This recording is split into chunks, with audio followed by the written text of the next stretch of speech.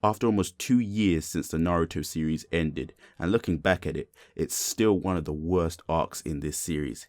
And here are some 5 reasons why the 4th Great Ninja War was a terrible arc. And oh yeah, spoiler alert. A lot of the plot twists in this arc were Bleach level bad. Firstly, the way they constantly changed villains was just hilarious. Let's go by how many characters were masterminds, but weren't actually masterminds because that character was a mastermind. First off, we had Pain. Great character, wanted to change the world by using a tailed beast, cool.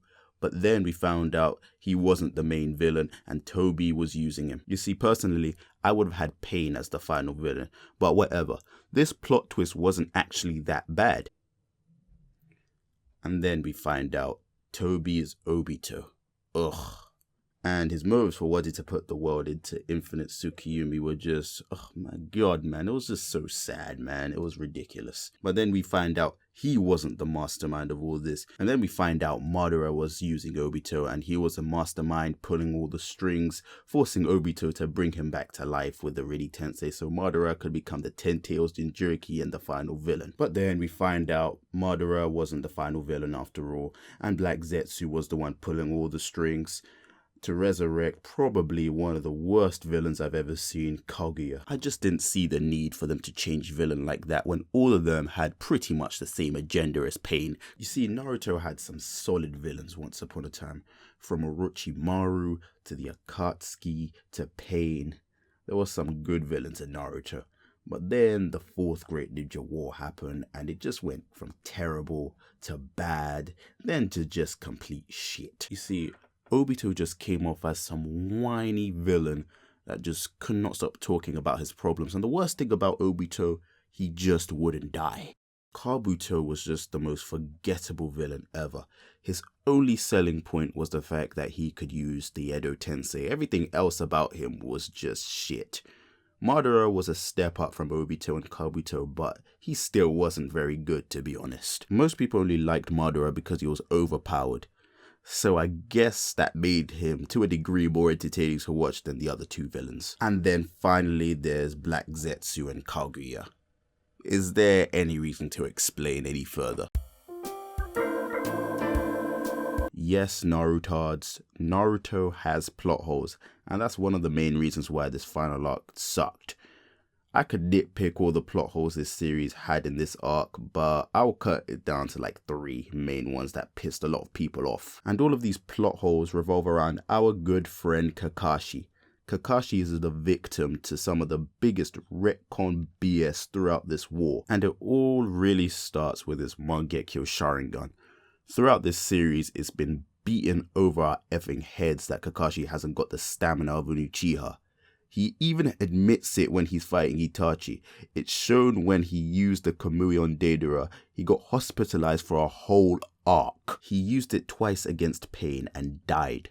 So it's been painted that he doesn't have the chakra or the stamina to use the Sharingan for a long amount of time.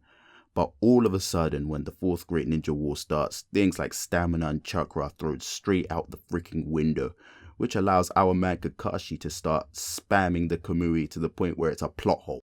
And then the whole Obito Kamuing himself out the afterlife to give Kakashi a power-up Obito himself didn't even have a perfect motherfucking Susanoo. Do I really need to explain why this is a fucking plot hole? I do not think so. Another reason why this arc was a travesty was because its pacing was a mess. At the beginning it was quite slow, but it was understandably slow because there was a lot of build up to the Madara reveal, which was by far the best part of this arc in both the manga and the anime. But after the Madara reveal, the pacing just spiraled all over the place. The war slowed down tremendously when Toby was revealed to be Obito, which was one of the worst executed reveals I've ever seen because pretty much everybody knew who it freaking was. Hell, I remember looking at some fan art when I was 13 of Obito in an Akatsuki cloak and the mask in his hand. And then, just before the reveal, they wasted a whole chapter to a flashback of Obito as a child, just to make it more obvious than it already was. But yeah, the pacing leading up and after that was so slow. I remember when it took over a month to hit Obito when he became the Jinchuriki of the Ten Tails.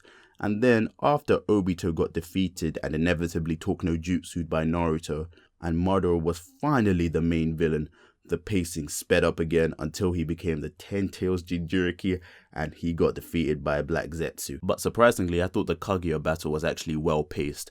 Unfortunately, the pacing wasn't the problem with that fight. The problem was the fight was garbage. And finally, the destined fight we've all been waiting for between Naruto and Sasuke was by far the most disappointing pile of feces in this series, simply because it's been hyped since the end of part 1, and it was such a rushed and disappointing fight. It felt like it was just completely glossed over. There was so much hype surrounding this arc before it even started, with the shinobi forces uniting to take on Tobi and the Zetsu army, Naruto learning how to control the Nine Tails, Sasuke getting his eternal Mangekyo Sharingan, Kabuto in the background spamming the Edo Tensei, Tobi's true identity, the Ten Tails, the 5 Kage getting some action, and then the final battle between Naruto and Sasuke. You see, there was so much going for this arc, but in the end almost everything set up fell flat on its face. Naruto and Sasuke's new abilities were okay, I guess, although I was getting really sick of Naruto spamming the Biju bombs, but whatever. Kabuto's Edo Tensei was kind of cool at the beginning, but it just got overplayed to the point where it just made the series boring. Tobi's true identity has to be the most anticlimactic reveal I've seen in years. The Ten Tails did absolutely fuck all but spam Biju bombs. The 5 Kage didn't even get much action, and when they did, they got their asses whooped off screen. And the final battle between Naruto and Sasuke, a battle that we've been waiting for years, was straight up disappointing.